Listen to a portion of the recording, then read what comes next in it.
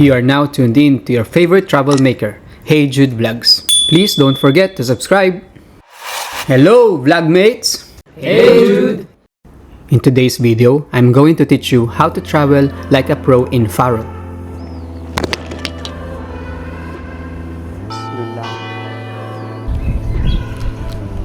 We are going to discover their hidden gems, culture, and history. Ang ganda. Walang katao-tao. Wow, isang hilera ng orange. Para siyang yung cherry blossoms, pero counterpart niya dito. Kaso na yung mga peacock? Tama, 22. May 22. Andyan na yung trend. Masasabi ko walkable itong Faro. And of course, we are not going home without trying their food.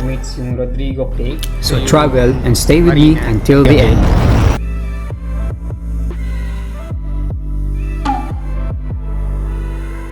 So ito mga vlogmates, ito yung isa sa pinakamagandang purple tree na nakita ko dito. And ang tawag dyan is Jacaranda. Tinanong ko si ate, obrigado. So tinanong ko siya, galing siya sa Brazil, Jacaranda. Para siyang yung cherry blossoms, pero counterpart niya dito sa Faro. Mag-8 o'clock na, so konti pa lang tao dito, napakaganda. Kasi wala kakaagaw, sayong-sayo ang lahat. Hindi na tayo sa signage ng Faro, in the Faro. So talagang marerecommend ko sa inyo mga vlogmates, pumunta kayo dito before 9 o'clock or before 10 o'clock. Walang katao-tao. Yan. So ito yung Coreto Bistro. This is in front of the marina. So this is the garden in front of Art de Villa. Ayun yung Art de Villa. And then ito I see Wow the Deus. Wow the Deus. So brief history lang about sa Art de Villa. So ito ay natayo centuries ago. Like na-complete siya noong 19th century, pero parang mga mas matagal pa doon. And this is a historic gateway. Yan, si Art de Villa. Para siyang sa Intramuros to protect the city. Tingnan mo, katabi niya yung dagat to protect the city nga. Historic gateway siya. And yung nakatayo doon na saint is Saint Thomas Aquinas, which is the patron saint of Faro. UST, go stay! Okay, pasok na tayo.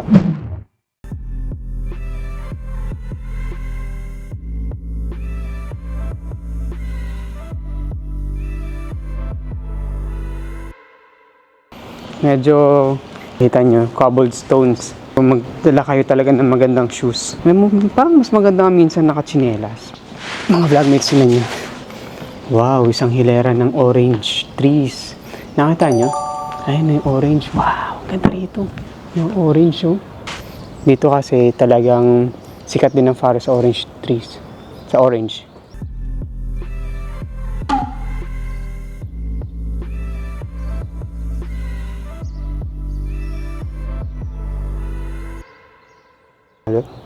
This is the information in Faro Cathedral. If you want to go here. So there's an entrance fee of 5 euros per individual.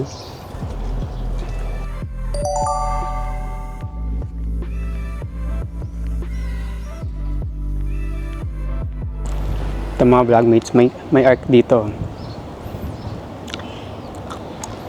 Tapos meron siyang mini garden.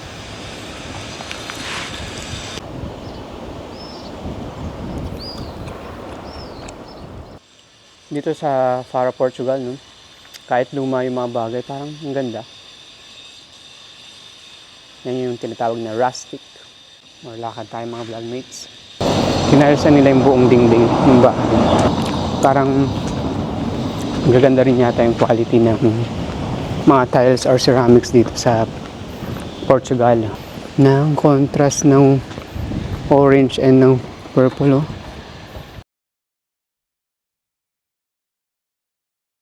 So, lalakad lang tayo papunta sa Chapel of Bones from Faro Cathedral. Mga 12 minutes yun. Ito yung McDonald's nila.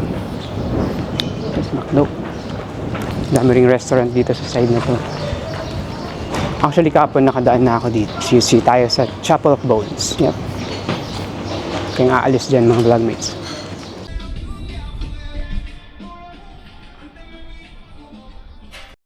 So, meron tayong nakitang simbahan ulit. But it's still closed. Parang lahat ng pintuan dito color green. Napansin ko lang. Anong simbahan to? Iglesia de San Pedro. Seafarers Corporation, 15, 16, 18, 20. Yes. Mass, Saturday, Sunday. Wala ngayong Friday. Parang ano to? Friday, 6 p.m. Pero sarado pa siya. Ano ba yun? May isa pang simbahan dun.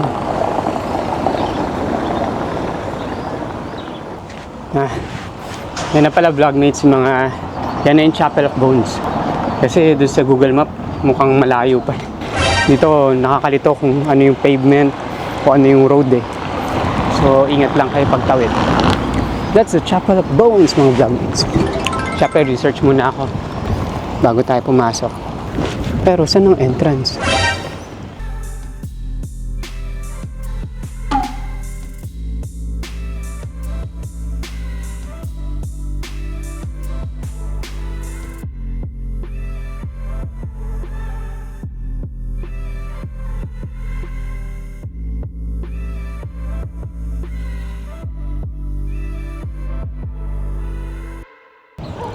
Tara na. Tingnan natin kung anong oras bubukas to. April to September. April to September, 9, 8, 3 to 6. October to March. So mga vlogmates, actually 9 o'clock na, pero bakit hindi pa nagbubukas yung tong chapel, tong simbahan? Umikot na ako and wala namang ibang entrance, dun lang. Ayan, tumulog na siya. Baka mag-open na sila, no? Puntahan natin. No? Makaya na yung tunog. So, tumutunog din yung kampana kapag every 30 minutes. 9:30 na. Hindi open. Yung vlogmates, open na ba to? Push. Tara. The Iglesia de Ardem Terciera de Nossa Senora do Monte do Carmo is best known for its gilded Baroque interior, lavishly decorated with gold leaf carvings or tala dorada, funded by the 18th century Brazilian wealth. It is also known for Capela dos Ossos or Chapel of Bones, a small ossuary built in 1816, using the bones and skulls of over 1,200 Carmelite monks as a memento mori.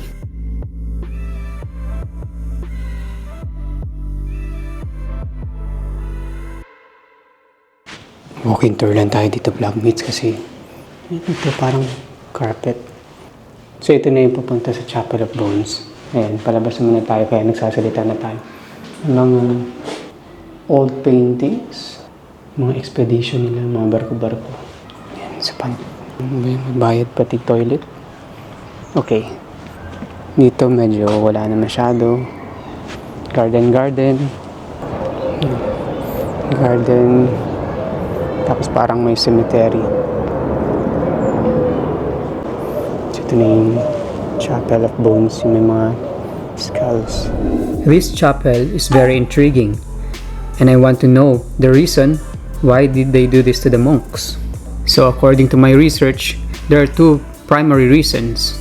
First is practical necessity. By the early 19th century, the local church cemeteries were overcrowded. Exhuming the remains of over 1,200 Carmelite monks freed up space in the graveyard, while keeping their bones within consecrated church grounds. And the second is religious reflection, which is memento mori. The Carmelite order arranged the bones into decorative patterns as a visual sermon to remind visitors of the transience of earthly life and the inevitability of death. Pala ditong, ang tawag dyan, poso.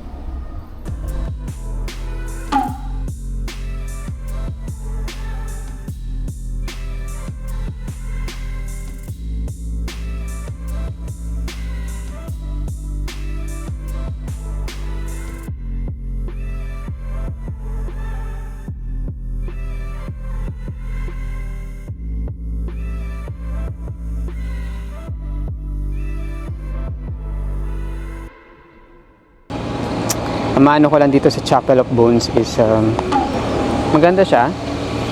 Yung tawag dito, yung simbahan niya, yung loob, interior ng simbahan, napakaganda. At ginawa daw ito ng mga Carmelite monks.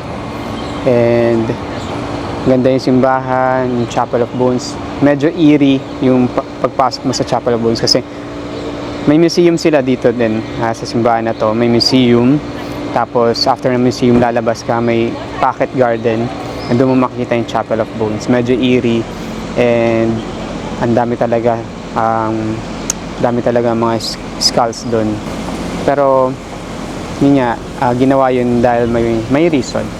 And then pwede ka ring umakyat after the pagpasok mo ulit, akyat ka, punta ka sa museum ulit. And then yung sa stairs, akyat ka doon sa pinakataas ng simbahan, parang may deck doon. And then meron kang makikita mo tong view na to. Itong view na to, makita mo yan doon sa deck. So, yan. Lakad-lakad lang ulit tayo mga vlogmates. Tingnan natin kung makapag-brunch tayo or makapunta pa tayo sa iba pa nilang mga simbahan. So, yan. Pahinga muna tayo dito mga vlogmates. Dito may mga maliliit silang park na ganito. And then, plan tayo kung saan tayo pupunta. It's already 10 o'clock. Parang gusto ko mag-brunch. Kasi mamaya, nahihirap pag nakasabay ka sa lunch na dito. Nahihirapan ka na makahanap na kainan. Okay, see you later mga vlog.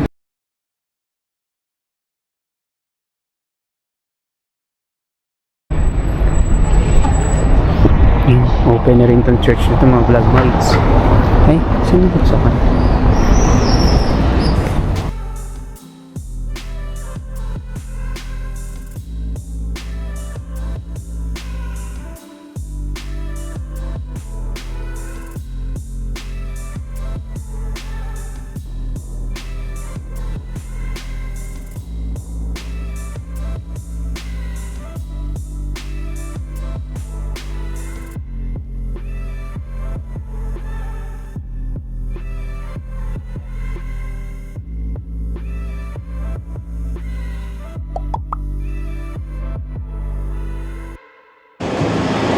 Tama, 22.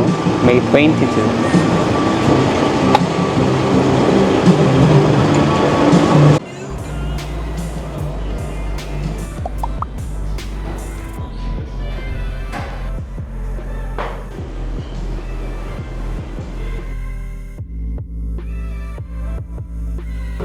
So, enjoyin ko lang itong mga vlogmates. Masarap.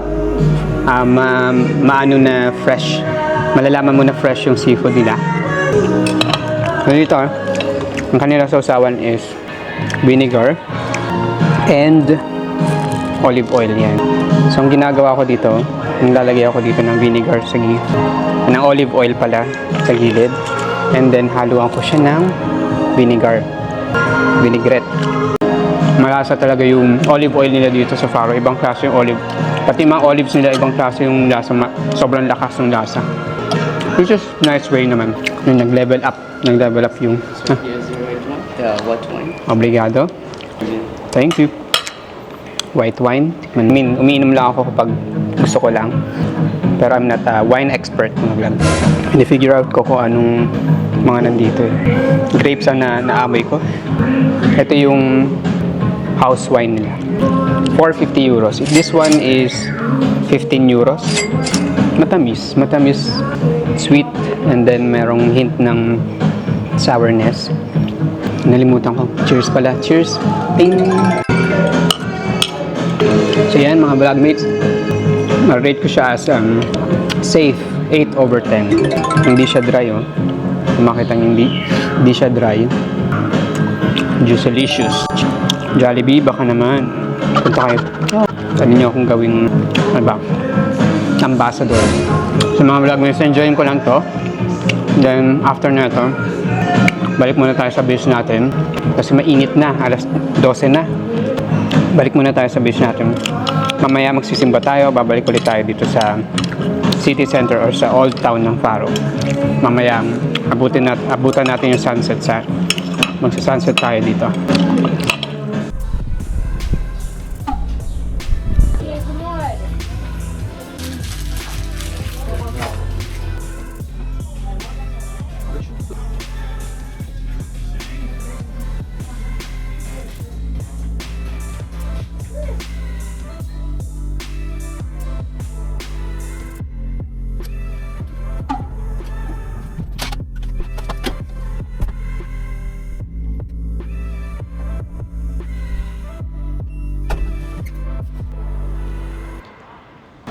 So mga vlogmates, sumidlip lang tayo ng mga 2 hours.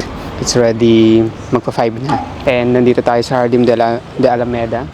So yung Jardim. Yung garden na to, kilala siya sa mga pakalat-kalat na peacock. And then may playground, mga bata. Shit, magana siya. Tama dyan, ay meron siyang coffee shop doon, kapihan. Dami ring tao ah. Ito yung maganda rin. Yung stork na pinapakain yung buhay. Meron pang kapihan doon mga red na structure. Kaso na yung mga peacock. Dito naglalagay yung mga peacock yun. Ang dami rin mga artworks ay merong parang arc. Pero kailangan mag-ingat dyan kasi nagkaan yan, nangahabol. Meron din doon, may peacock pa doon. So pag-aalaga-ala lang yan. Minsan nakakalabas pa sila ng garden. So sa loob, nakita ko may mga books or mga publications, mga ganyan. Wow, the Deuce. And may nakita rin ako publication ni William Morris. Yun sa England. Yung sikat na poet and parang siya yung nagde-design artist. Parang hindi na ako masyadong pumasok kasi puro naka-Portuguese, hindi ko maintindihan. Tinatamad na ako mag-English translate. Gusto ko ng ice cream. Kain muna tayo ng ice cream. Dito ako sa shaded area.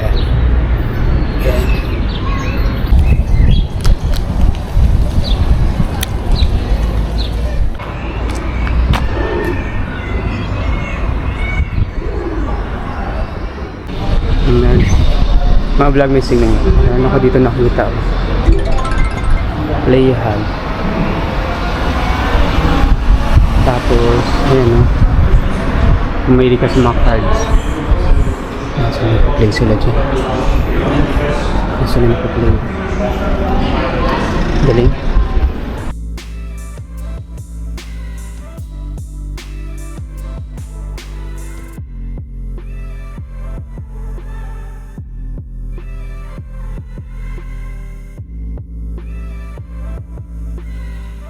So, napansin ko lang dito mga vlogmates.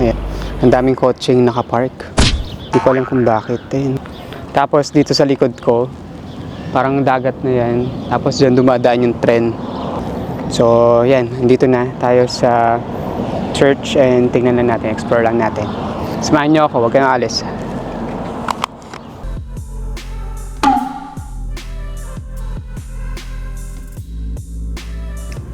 Vlogmates, honestly, this must be one of the most beautiful churches that I've ever seen in my entire life.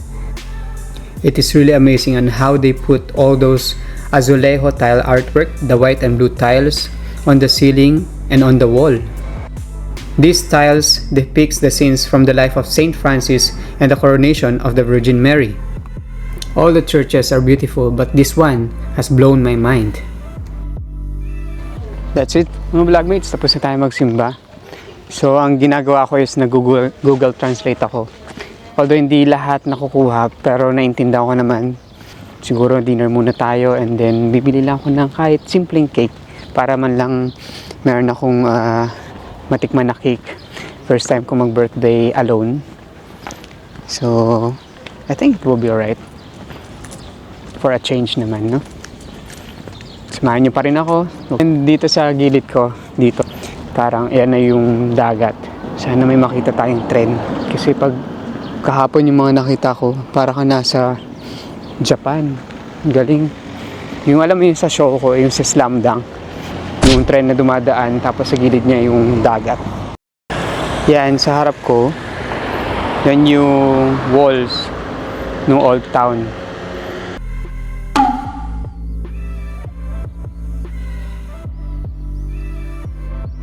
So ito na yung gilid ng wall. Let's just explore mga vlogmates. Sessions. Hindi siya bar pala. Para siya bar. May DJ pa dito. Wow. Para mga artisans.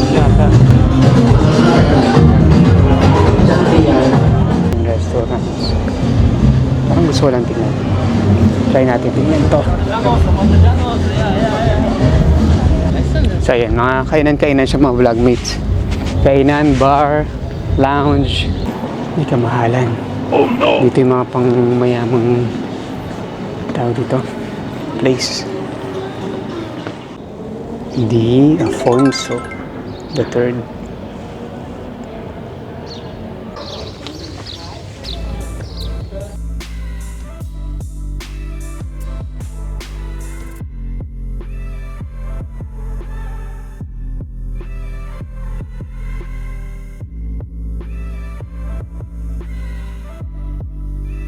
Tapos ayan mga vlogmates, pag dinaretso mo, nandyan ka na sa Marina.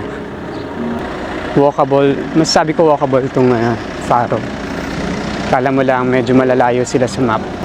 Pero malapit lang sila, walkable talaga. Masarap maglakad-lakad kasi malamig yung hangin. Uy, andyan na yung tren. Andyan na yung tren.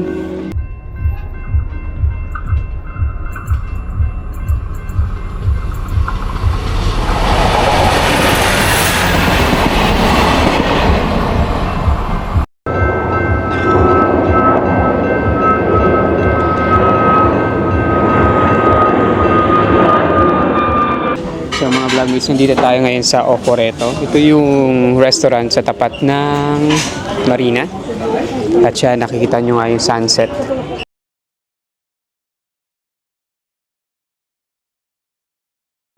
Yeah, tingnan natin kung masarap. Mare-recommend ko ba ito sa inyo? First, lagyan muna natin ng medyo, syempre matinik lang to mga vlogmates. Let's go.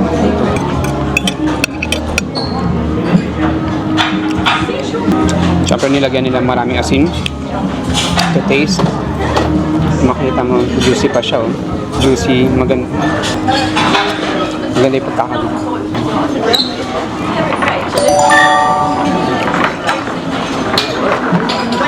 So, yeah, normal na sardines, pero wala kang malalasang lansa kasi nga fresh from the sea talaga.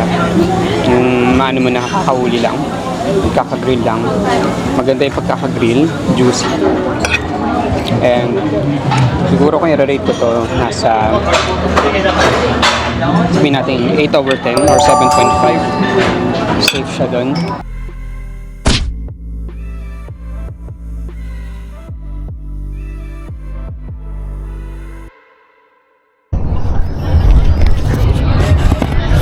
Mga vlogmates, tapos na tayong mag dinner and bumili lang ako ng maliit na cake, isang slice ng cake. At sabi ko, doon ko siya kakainin tapos lagyan ng maliit na kandil. Pero nahiya ako kasi mag-isa lang ako tapos baka kantaan nila ako, kaya nahiya ako. So sa bahay na lang, doon na lang sa Airbnb na tayo natin kakainin yung cake. So ikot ko lang kayo, huwag kayong mahilo. Ito yung Marina paggabi.